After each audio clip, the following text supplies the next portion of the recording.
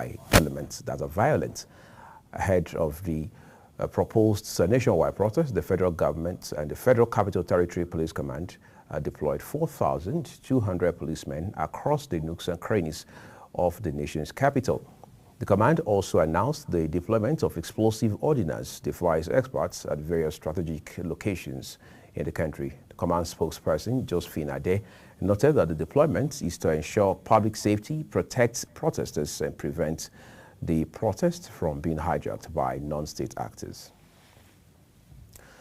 President Bola Tinubu has reiterated the commitment of the federal government to address the needs of Nigerians. Global television correspondent Kikelamo Okere reports that the president stated this at an emergency meeting with the All Progressives Congress state governors, prominent traditional rulers, and Islamic religious scholars at Aso Rock Villa, Abuja, as part of efforts by government to ensure the planned hunger protest slated for August 1 to 10 is averted nationwide.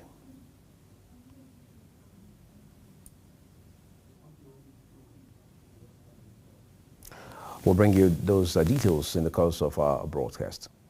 Chairman of the Independent National Electoral Commission, INEC, Professor Mahmood Yakubu, has said the commission has the required capacity and competence to conduct local government elections in the country if allocated the necessary resources. He spoke when he appeared before the National Assembly Joint Committee on INEC and electoral committees in Abuja. Recall that the Supreme Court had recently granted autonomy to local councils following a suit filed by the federal government against the governors who had allegedly hijacked the local governments at the detriment of the people at the grassroots. We're taking a quick break on News Express here on Global Television. When we return, we'll bring you the rest of the bulletin. Do stay with us.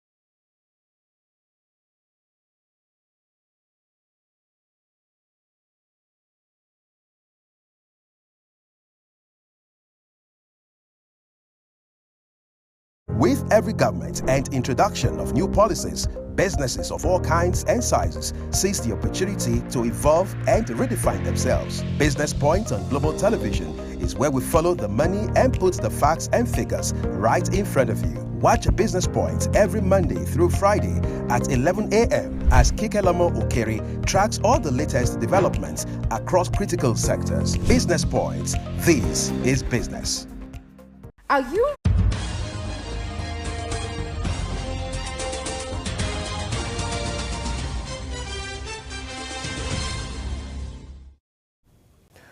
Thank you for staying with us. Now let's take you to our earlier reports where President Bola Tinubu has reiterated the commitment of the federal government to address the needs of Nigerians. Global television correspondent Kikelamo Okere reports that the president stated this at an emergency meeting with All Progressives Congress governors, prominent traditional rulers, and Islamic religious scholars at Aso Rock Villa in Abuja, which was part of efforts by government to ensure the planned hunger protest slated for between August 1 to 10 is averted nationwide. The Director of Defense Media Operation noted that although citizens have a right to ventilate their grievances and also protest as enshrined in the Nigerian Constitution, the military will, however, not condone any form of violence, gathering, or protest. He cited potential targets, including individuals with basic possessions, place of worship, businesses, and markets. Major General Buba urged citizens to recognize the unique circumstances surrounding the protest and call for calm, while allowing the government to address the situation and restore national prosperity. Citizens have a right to peaceful protest. They do not have a right to mobilize for anarchy and unleash terror. On this part, we not stand by and allow anarchy to befall our nation. This is because we have seen wars and have witnessed anarchy in countries in which we have cooperated. Following President Bola Ahmed Tinubu's directive to increase oil production in the Niger Delta region, General Buba says the military has taken drastic action against crude oil theft, adding that a unified command structure has been established to ensure transparency and accountability in the oil sector and ensure that culprits are prosecuted. Our surveillance efforts on vessels, terminals, and oil infrastructures to include jackets that house wellheads, and most importantly, we are monitoring to ensure that culprits are prosecuted by agencies responsible for doing so. He emphasized that the military is committed to maintaining peace and stability, hence will not hesitate to take action against any element that threatens national security. Kikelomo Okeri, Global Television News.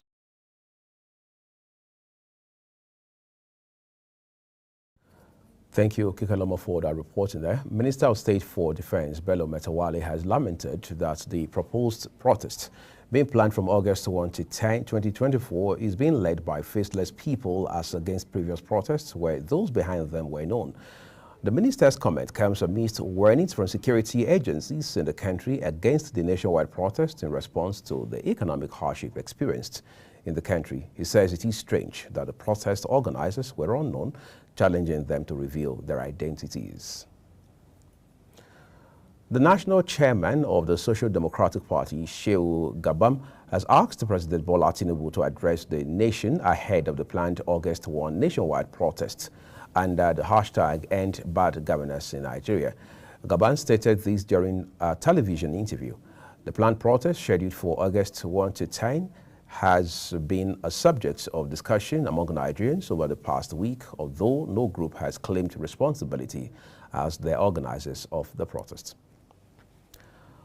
Over 60,000 youths under the aegis of the Arewa Integrity Group for Good Governance in the country, particularly in the north-central region of Nigeria, have declined to participate in the planned nationwide protest slated for 1 August. The federal government held a series of meetings with several youth groups to shelve the protest and give President Bola Tinubu's administration more time to execute people-oriented programs. In a statement made available to journalists in Lafia, Nasarawa State capital today, the group's leader, Joseph Miwada, said they decided to withdraw from the protests to give the federal government a chance to address the citizens' needs and sustain the existing peace in the region in particular and the country at large.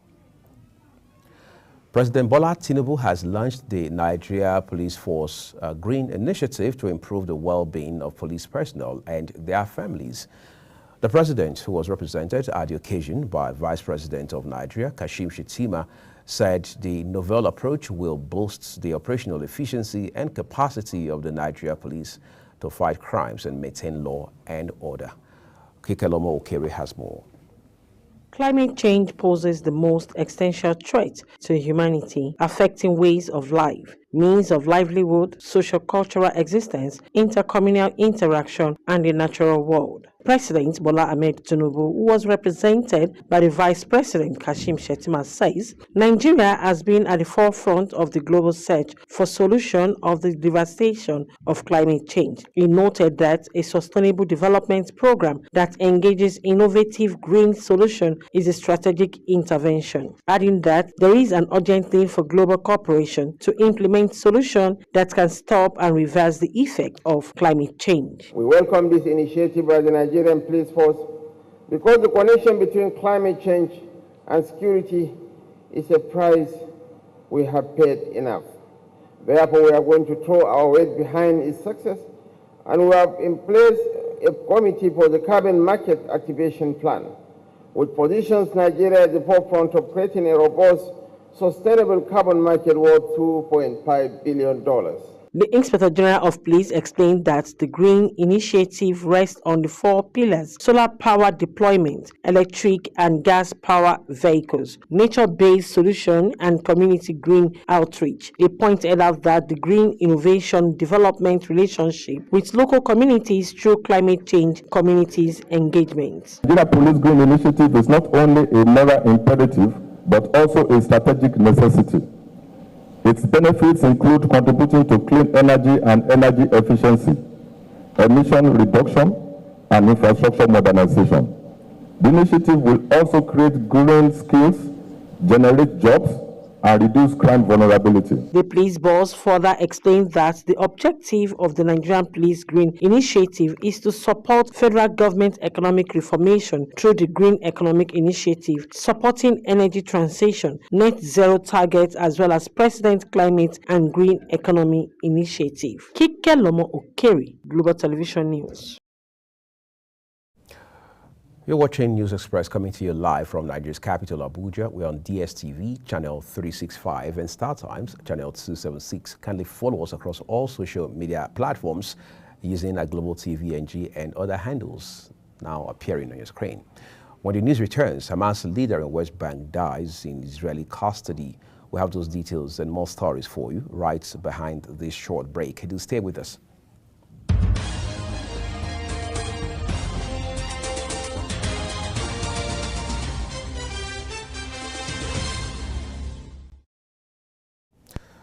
Thank you for staying with us on News Express here on Global Television in Abuja, Nigeria's capital, with Uyi Agumofwegbe. Let's turn to business now. Minister of Finance and Coordinating Minister of the Economy, Wale Edun, has announced that the federal government revenue for the first half of 2024 has exceeded its budgetary targets. Edun, who announced these at a press briefing in Abuja, also clarified that the Supreme Court's proceedings granting financial autonomy to local governments has not yet been communicated to the Attorney General of the Federation for proper study and implementation. A 7-member panel of the Supreme Court had made the landmark decision on July 11, 2024, which was, however, opposed by some state governors. The Senate has commenced moves to unravel the circumstances behind the importation of hazardous petroleum products into Nigeria. The 15-man ad hoc committee constituted by the Senate leadership reinstated these commitments at its inaugural briefing in Abuja. Here is Kike Lomo Okeri's report.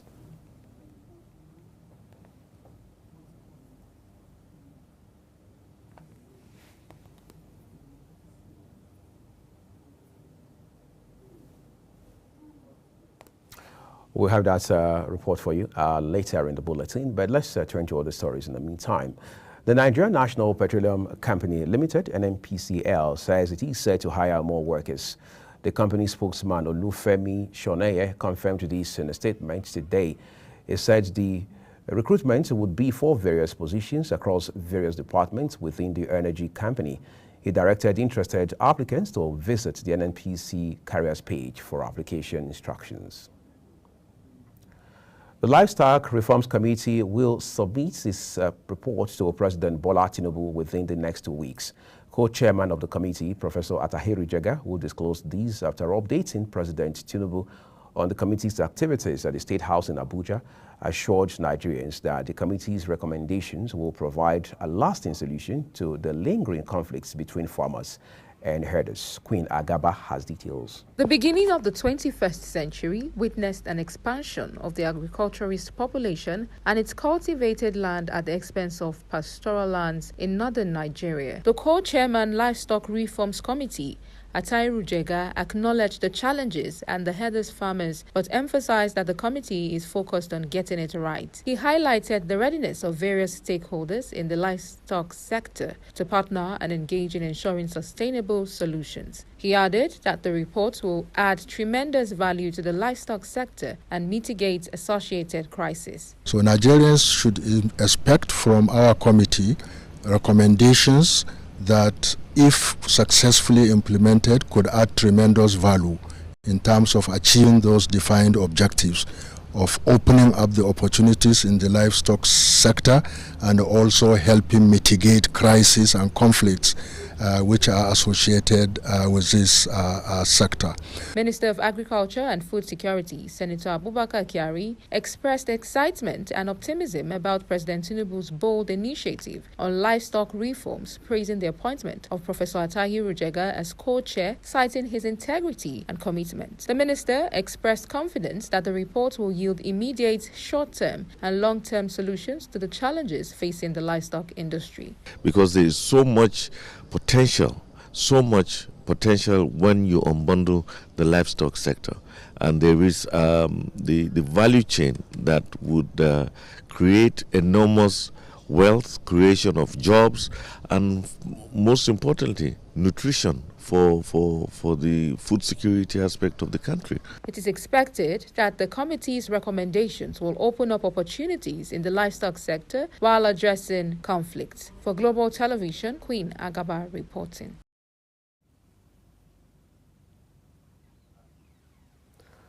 The Nigerian Senate has commenced moves to unravel the circumstances behind the importation of hazardous petroleum products into Nigeria. The 15-man ad hoc committee constituted by the Senate leadership reinstated this commitment at its inaugural briefing in Abuja. Here's Kikalomo Okeri's report. Chairman of the committee and the leader of the Senate, Obayemi Bamidele, says the terms of reference will see them invite relevant stakeholders to answer questions regarding the shortcoming in the petroleum sector. The committee, however, warns that any entity that fails to show up during the investigation may be compelled to do so through a warrant of arrest by Inspector General of Police. Our investigation seeks to identify and hold accountable all parties involved in the importation and distribution of the adulterated petroleum products, PMS and AGO.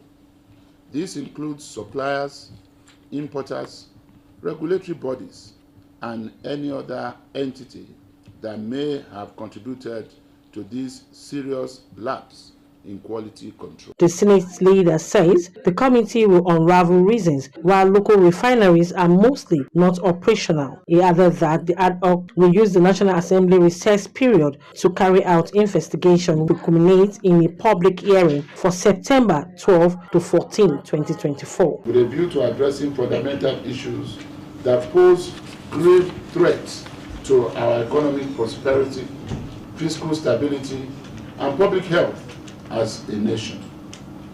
In line with our mandate, we will definitely unravel the roots of economic sabotage in Nigeria's petroleum industry and make necessary recommendations that will entrench global best practices in the industry and open it up for more investments, especially in the midstream and downstream sectors. Some of the entities expected to submit their memorandum of understanding include Minister of State Petroleum, Minister of Finance and Trade, the NNPCL, CBN, NIMASA, Customs, Nigerian Navy, Dangote Oil, Obat Oil, among others. Kikalomo Okeri, Global Television News. Kikalomo Okeri's report now. Let's look at some stories for you from the foreign scene. Palestinian authorities and the militant group have revealed that a Hamas leader in the West Bank has died in Israeli custody. Mustafa Aras, 63, was said to have died after being moved from a prison in southern Israel to a hospital, and that's according to a joint statement by the Palestinian Authorities Prisoners Affairs Body and the Palestinian Prisoners Club watchdog. Hamas said in a statement that they mourn the passing of the leader and prisoner Sheikh Mustafa Mohammed Abu Ara and holds the occupation responsible for his assassination through deliberate medical neglect. Former U.S. President Barack Obama and his wife, Michelle, have endorsed Kamala Harris's bid for presidency. In a 1-minute-long video that captured a private phone call between the couple and the vice president, Harris expressed gratitude for the endorsement and their long friendship. Death toll from landslides in a remote region of southern Ethiopia has risen to 257. The United Nations said today, warning that the number of victims could soar to up to 500. Rescuers are pressing on with the grim search for bodies and survivors in the stricken locality of Kencho Sacha Godzi, with crowds of distraught locals digging through a sea of mud, often using just their bare hands and shovels. A 24-year-old has been charged with attempted murder over the stabbing of a British soldier earlier this week. Detectives investigating the serious assault of a soldier in Gillingham have charged Anthony Essen in court. Now to some soccer. Paris Saint-Germain are still pushing for a lower transfer fee for Napoli striker Victor Osimhen as they continue to do their pursuits of the Nigeria international this summer. According to transfer market experts Gianluca Damasio, PSG are set to return to the forefront in their charge of the Napoli striker. Contrarily, the French champions remain unsatisfied with Napoli's reduced asking price of £100 million. Team Jamaica co-captain Shirley-Ann Fraser-Pryce has been testing the conditions in the French capital ahead of her fifth and final Olympic Games at Paris 2024. The 8-time Olympic medalist touched down in Paris earlier in the week and trained at the Complexe A, one of the official Paris 2024 training centers. Fraser-Pryce has raced sparingly this season. She delayed the start of her season until 15th June at a race in Kingston. The triple Olympic champion then competed at the Jamaica National Championships, where she qualified third in the 100-meter behind Shericka Jackson to book her slots in the team. An Australian field hockey player identified as Matt Dawson has decided to remove a finger on his Dawson's decision, which was heard at assuming that it ensures it competes at the 2024 Paris Olympics in France. It is reported that the 30-year-old hockey player narrated that he passed the right hand after getting injured during a team training in Perth 2 weeks ago, out when he saw his finger in the changing room, thinking his Olympic dream was over.